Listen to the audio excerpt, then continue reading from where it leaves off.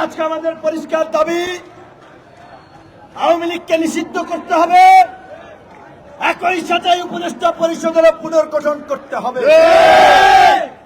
অনেকেই বলেন ভাই আপনারা যমুনার সামনে যান, পরিষ্কার কথা, এনসিপি কিংবা ওই কথিত কয়েকজন ছাত্র নেতার ডাকে গণ অধিকার পরিষদ সেখানে যাবে না। এই ফ্যাসিবাদ আন্দোলন, ফ্যাসিবাদ বিরোধী আন্দোলনের সূচনা করেছে গণ অধিকার পরিষদ। ফ্যাসিবাদের বিরুদ্ধে রাজপথে আপসীর লড়াই সংগ্রাম করেছে গণ অধিকার পরিষদ। আমরা সরকারে যে কোনো সুবিধা নিয়ে আপোষ করি নাই। আমরা বলেছিলাম আজকে এই করিডোর দেওয়া হচ্ছে, 3 উপদেষ্টা গিয়ে আমেরিকান এম্বাসিতে মিটিং করে আজকে দেশের স্বাধীনতা সার্বভৌমত্ব সংকটের মুখে আমরা এই দেশের আম জনতা সবসময় আবেগের বশবর্তী হয়ে অনেককে বিশ্বাস করেছি, করি, তার ভোগান্তি দিন শেষে আমরা হই। তাই আমাদের পরিষ্কার কথা, এই দুর্বল উপদেষ্টা পরিষদ, এই বিদেশি মদত পুষ্ট এবং এনজিও উপদেষ্টা পরিষদের পুনর্গঠন করতে হবে। বিপ্লবীদের নিয়ে, গণ অভ্যুত্থানের অংশীদারদেরকে নিয়ে উপদেষ্টা পরিষদ পুনর্গঠন হবে না। আজকে আওয়ামী লীগের ঠিকানা এই যেখানে ছাত্র যুব শ্রমিক অধিকার পরিষদের ভাইয়েরা বসে আছেন, আজকে একটা শান্তিপূর্ণ মিছিল এখানে আমরা পল্টনের দিকে যাচ্ছিলাম, সেইখানে এই ফ্যাসিবাদী চরিত্রের পুলিশ অন্যায়ভাবে আমাদের নেতা কর্মীদের উপরে আক্রমণ করেছে, তাদেরকে আহত করেছে। ইতিমধ্যেই কয়েকজন হসপিটালে গিয়েছে। আজকে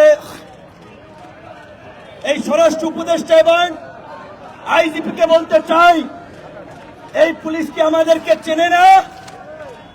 এই আন্দোলন সংগ্রাম আজকে গণ অভ্যুত্থানের দিকে নিয়ে আসলাম আমরা রাষ্ট্র সংস্কারের জন্য, আওয়ামী লীগ নিষিদ্ধের দাবিতে সরকারকে স্থিতিশীল করার জন্য রাজপথে লড়াই সংগ্রাম করেছি আমরা। আর এই অন্তর্বর্তীকালীন সরকারের পুলিশ আমাদের গায়ে হাত দিবে, ওই হাত আর আস্ত রাখবো না। পরিষ্কার কথা, ওই যাত্রাবাড়িতে যেমনি ভাবে জনতা ওই ব্রিজে ঝুলিয়েছিল, এই গণ অধিকার পরিষদ এবং গণ অভ্যুত্থানের কোন নেতা কর্মীর গায়ে হাত তোলা হলে ওইভাবে ঝুলিয়ে দেওয়া হবে। আজকে আমরা এই ডিএমপি কমিশনারকে, আইজিপি কে পরিষ্কারভাবে বলতে চাই, এইখানে যারা এই নিরস্ত্র একদেশ্য নেতা কর্মী ছিল, যারা নামাজের পরে একটি শান্তিপূর্ণ মিছিল করেছিল, তাদের উপরে আক্রমণ করা হয়েছে। অনতিবিলম্বে তাদেরকে এই এলাকা থেকে অপসারণ করতে হবে। বন্ধুগণ, কথা পরিষ্কার, রক্ত দিয়েছি, জীবন দিয়েছি, অন্য কারো এজেন্ডা বাস্তবায়ন করার জন্য নয়, এই দেশের এজেন্ডা বাস্তবায়ন করার জন্য, এই দেশকে পুনর্গঠন করার জন্য।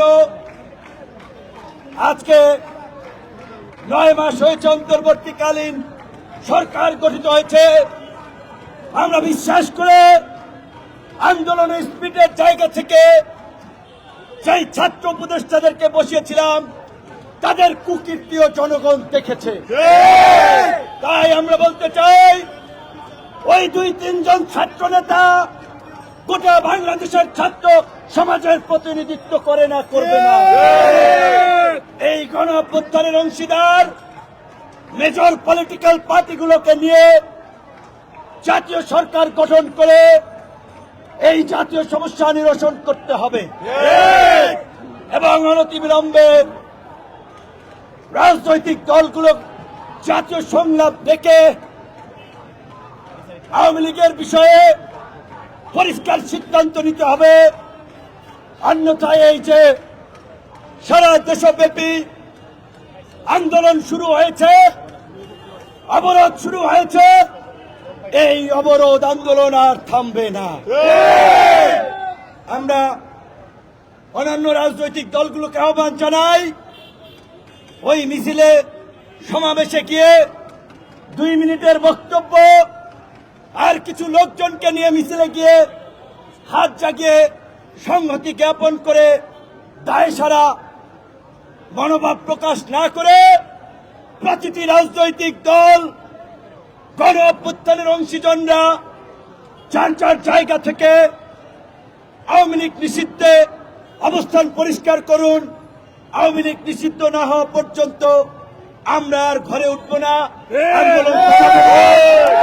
আমাদের ঢাকার নেতা কর্মীদেরকে এই পল্টন মোড়ে এসে টানা অবস্থান গ্রহণের আহ্বান জানাচ্ছি।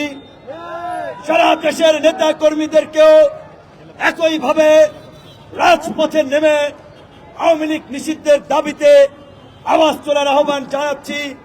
আমাদের এই আন্দোলন অবরোধ চলছে, স্লোগান মিছিল মিটিং এ চলবে।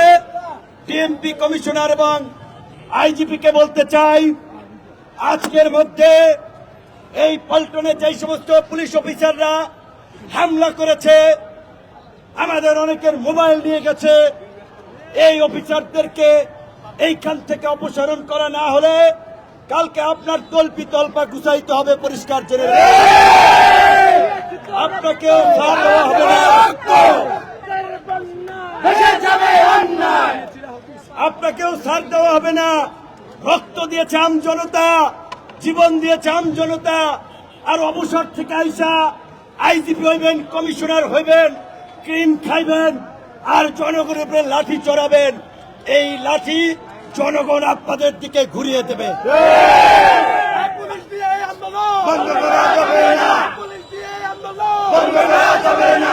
আমরা অনতিবিলম্বে এই অফিসারদের এখান থেকে অপসারণ, আওয়ামী লীগের নিষিদ্ধের বিষয়ে অন্তর্বর্তীকালীন সরকারের সুস্পষ্ট পদক্ষেপ ছাড়া এই পল্টনের অবরোধ উঠবে না। আপনারা টানা অবস্থান নেবেন, এই যে আপনাদের প্রতি আমার দিক নির্দেশনা।